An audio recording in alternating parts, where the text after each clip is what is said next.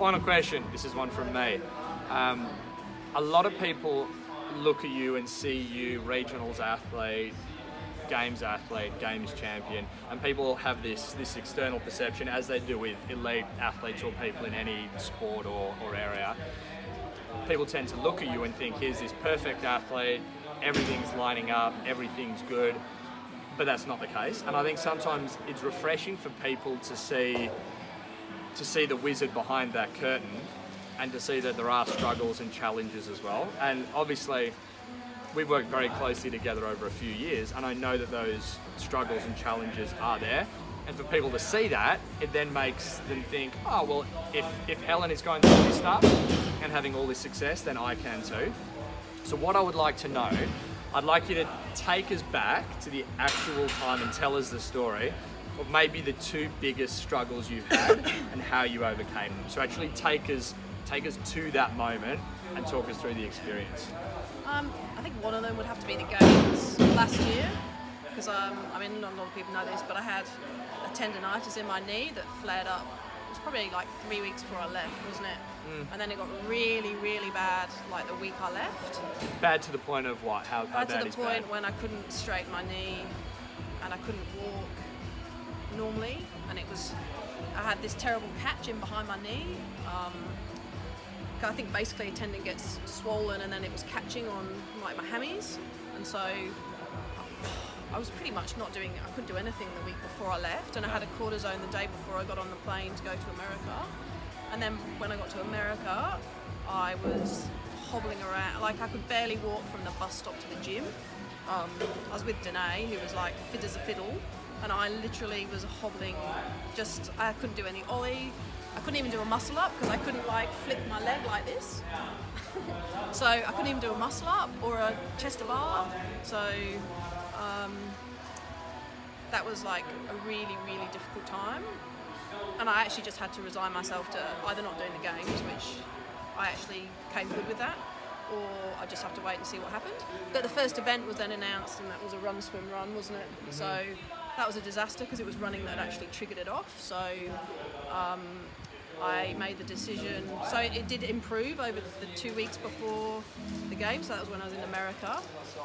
Slowly, to the point when I think maybe 3 days before the games, I finally did a little bit of ollie, and I got like my chest to bars back, and I was walking more normally, but I still wouldn't dare run. And we'd sort of decided that I actually decided that I would come last in the run, swim, run, and just sacrifice myself to not stir it up. So that was a hard one to digest. But then when you're in that situation, what else can you do? So Talk us through the warm-up. So when we went outside the warm-up area prior to that event. Yeah, so we left it to that morning to see if I could actually run or not. And then we were just there was a big path. And so I was like I was trying to work out how I could actually run, but not annoy my knee, so I didn't have to walk. So we tried different runs, didn't we? With like straight leg round the side. We worked out straight leg round the side was actually the best, because then I wasn't bending and flicking my leg the whole time. So this was basically outside the stadium at the CrossFit Games, on the pavement next to the car park, and we marked out a 50-metre length, and I was basically walking up and down with a stopwatch to see which of Helen's running adaptations was going to be fastest and which caused least pain, and we rated each one out of 10 for pain. We recorded the times for each one. Sorry, go on. Yeah, so I think we worked out just flipping it around the side but keeping it pretty straight actually wasn't too bad, and I could actually run at a half okay pace. We could call it that, yeah. So anyway, that event started, and everyone was off like a rocket, and there was me. I just started at the back, and I just did my stupid run. Like, I was so conversational with everyone. Everyone's like, are you all right? There's loads of stewards the whole way around. A couple of them I know. They're like, are you all right? I'm like, oh yeah, I'm fine. I'm just like hobbling around, I think I got to the water 4 minutes behind everyone else. But then because I was so fresh, I swam super quick, and I'm not bad at swimming. We've been doing a lot of work on it on the Thursdays when you didn't want to. Yeah. Came in handy. Yeah. And then I must have come out of the water pretty well, I reckon. Yep. And then my knee hadn't got sore doing my stupid run there, so I actually picked up the pace and ran back stupidly. But I came 11th in that, so it was pretty good considering that I was going to come last. So, but that was a struggle. That whole thing was a struggle, and every event that came up, because I hadn't done any training, because I hadn't deadlifted. I couldn't handstand push-up up till then, because even that flicking my leg was getting it. So there was Diane, there was like lunging and air bike, and I hadn't been able to even try that event, and that I did terribly because I hadn't tried it and it ruined me, and I hadn't lunged, and there was a few stressful, and me being not very confident in myself anyway was pretty tough. But it's funny, things work out somehow, and it's never over till it's over. So. And is that the advice that you would give to people who experience hardship in the exercise world? Just to not give up? I think not giving up, but I think accepting as well. Like, I think part of what made me okay was that I accepted the worst case, which was that I might not even do the games, and that was actually, I was okay with that. And I was okay with coming last in the run, swim, run, because I was like, well, what can I do about it? So being realistic is important. I think being really just realistic about it, and it's disappointing, but it's not life-ending. But that one was quite stressful, but it worked out okay in the end. And it actually took me till the final event, didn't it, to get back into first place? So I just I chipped away the whole time. Yeah. Had a panic almost before every workout because I hadn't done any of them. But so it is never over till it's over. So that was a good lesson for me as well, I think. Yeah. So that's probably one of the more stressful ones. Yeah. What about another? Yeah. So I guess what I really want to emphasize is that it's not easy for you.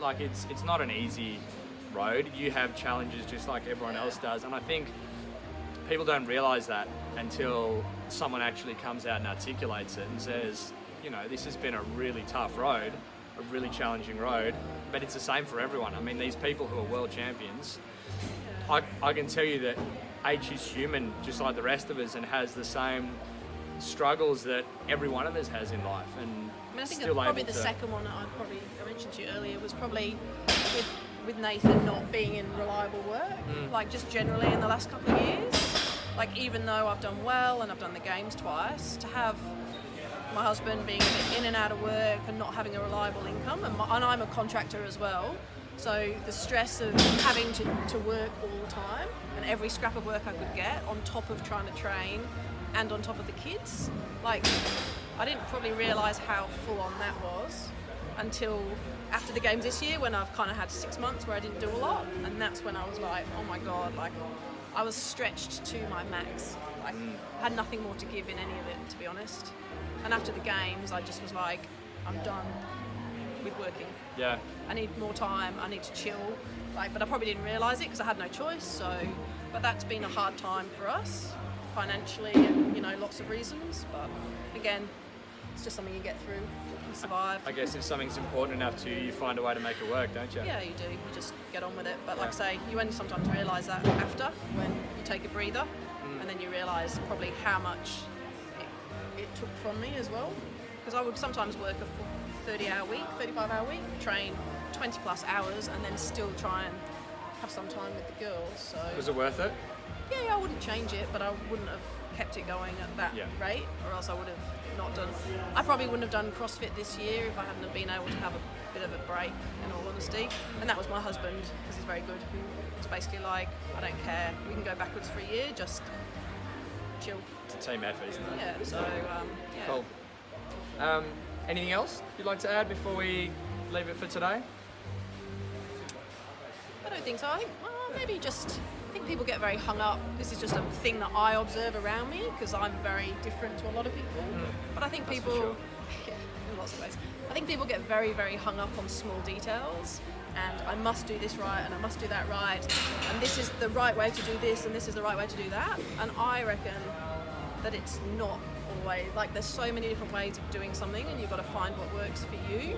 Like, how I operate, you would never survive, would you? No. Like, no way. And it doesn't mean that your way or my way is right. No, it's and your way would kill me, because I can't even write one goal, so it would be a disaster. Yeah. But I think if you, particularly with CrossFit, you can get really hung up on, you look at Instagram and you see this person looks so dedicated, and look, they're doing this and they're doing that, and they're spending all this time, and you know, I think you can get quite hung up on what you think is the right thing. You might listen to podcasts of people, and you know, in your mind you think that that's the right way of doing something, but actually it's not the right way, it's just a way. And I think finding what works for you is really important, because I think if you're not careful, you can make yourself unhappy by training all the time and living a whole life that's all about CrossFit. At the end of the day, CrossFit is transient and life is not transient, so you look after your life, and CrossFit can fit in a little bit, and I think that's okay. But I think people lose that sometimes. Do you think so? I think, Yeah, I think they do. I see it a lot. Like Yeah. even, you know, different levels of athletic background as well. Like, you know, I see a lot of sacrifice sometimes because people believe it might make them better. And I don't know if that really does, but it's taking a lot of time for you to do that. So Sometimes mental energy. people get so deep that they can't breathe anymore. Yeah. And sometimes you got to stick your head up above the water and look back down at yourself. And it's like the alcohol question that came up a while ago. Did someone post it in the ROM IP thing about alcohol? Yeah. Like, that's an interesting one, because a lot of people think that they can't drink alcohol. So the question was, can you be a regionals athlete Yeah. and still drink alcohol? Yeah. And a lot of people choose not to do it because they think it might affect them athletically. But I mean, for me, that's part of I've always been a socialite. So if I never drank alcohol, I'd probably feel quite sad because I'd be missing out on some fun times. Yeah. So maybe again, we talk about that balance. You having a couple of glasses of red every week maybe makes you a better athlete because it gives Saturday you balance. night, because I don't have to train on Sunday. Yeah. You know, the odd big night thrown in makes me laugh for a while. So Yeah. you know, I think. But people don't do it because they think it's going to ruin them athletically, and they live this perfect life, but they're missing out. Yeah. You know, that's just something I observe quite a lot, and I'm a bit like, oh. Sometimes people are so focused on the minute details, on the 1%ers, that they lose sight of the 20%. Yeah, like the main big bulk picture. of doing CrossFit and training is what you do in the gym, and working hard when you're in the gym. And then look, if you need the 1%ers when you're at that level, then go with the 1%ers. But generally speaking, just work hard in the gym and then enjoy your life outside of it. Don't make it all about CrossFit. That's probably my biggest piece of advice. I think it's good advice. Cool. Thanks.